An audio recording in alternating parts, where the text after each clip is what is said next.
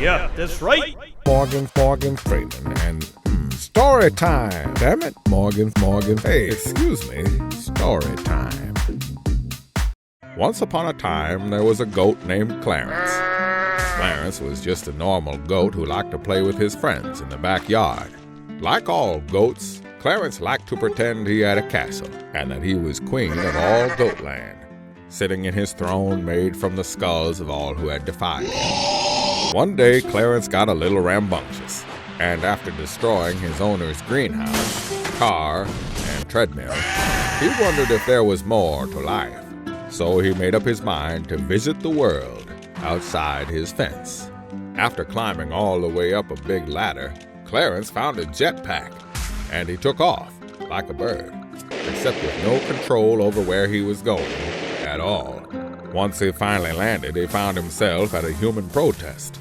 They were protesting penis-shaped food, which Clarence didn't understand at all.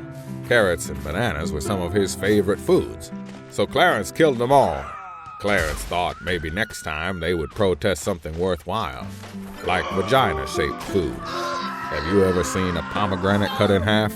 Or a fistful of shaved castrati? Ew, that's nasty. Clarence then went into the forest and came upon something interesting. It began to rain goats, like the "it's raining cats and dogs" metaphor, but literally, and with goats. Dozens and dozens of goats. I'm talking a fuck ton of goats. Then, as you might imagine, the goats turned into an unholy ball of death, and Clarence was transformed into a super powerful demon goat. Being a demon goat was a lot like having a jetpack, except more insane and fucked up. Clarence was having a really fun day, but all fun has to end eventually, even for a demonic flying goat with a 300-foot-long tongue. So after he robbed a convenience store and went to a low-gravity testing facility and murdered a woman there by bouncing her off several higher wind speed fans, he headed home for a pleasant dinner with his family. His family was so glad to see Clarence.